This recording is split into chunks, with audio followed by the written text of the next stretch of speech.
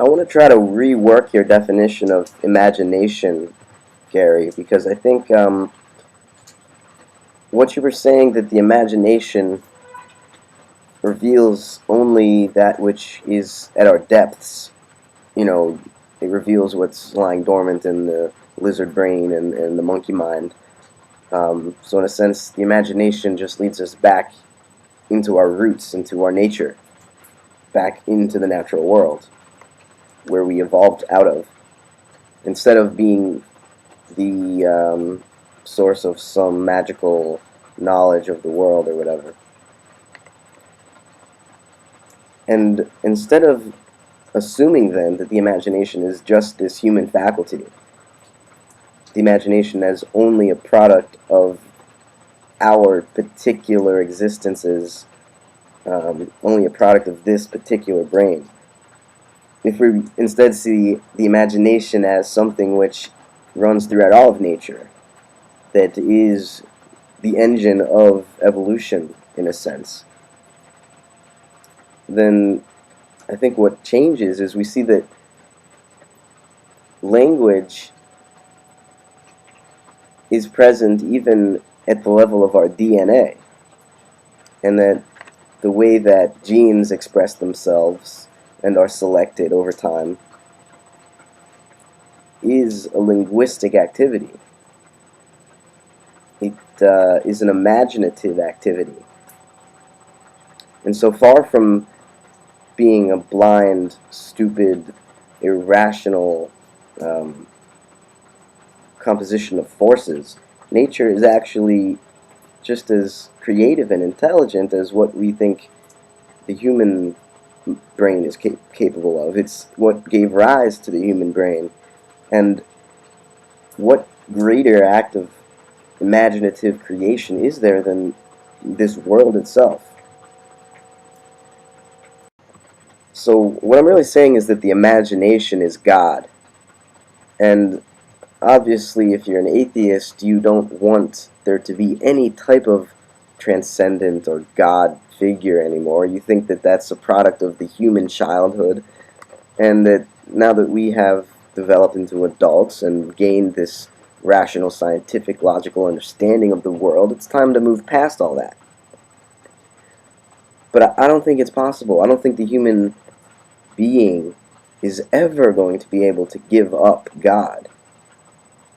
We can only change the word that we use for it. Because, you know, a materialist doesn't use the word God anymore, but they still have a sense of awe before nature. Because, as far as we know, from the most materialistic scientific standpoint, time extends infinitely in both directions. Space extends infinitely, or at least if it doesn't, then, you know, what's beyond the finite boundary of space? I mean, how do you comprehend that? So whatever these ideas represent for the materialist, I see that sense of the depth of existence as somewhat synonymous with what theists or religious people experience God as.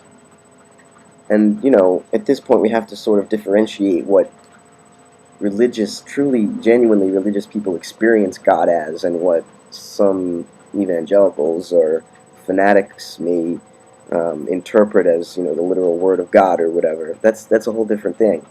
You know, on the plane of the mystical experience, what religious people call God, I think, is similar to what materialists call, you know, infinity. If you want, the finite and the infinite are secular words for man and God. We've just changed the words we use. We're still talking essentially about the same thing. So what I'm trying to do is use the word imagination in place of God, the Creator. And when we do make this switch to imagination, the imagination is something that's immanent. It is in the world. It's not just like God, who's outside of the created artifact or machine of existence. If the imagination is God, the imagination is nature, so God is not separate from nature. The act of creation is ongoing, and there is no single um, king or controller which guides the process, which designed it from the beginning. It's designing itself. That's the imagination. And I think when you look at nature, it seems to me to be inherently imaginative.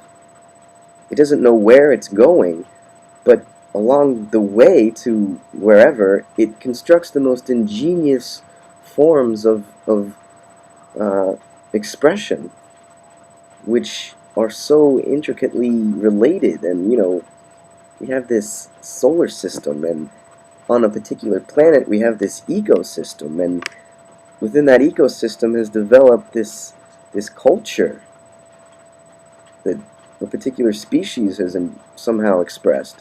This is all, the process of the cosmic imagination expressing itself.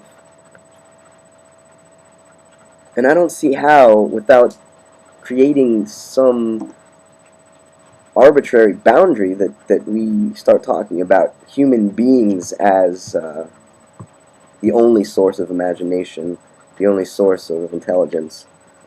Where do we draw the line between what nature has done and what we do to nature?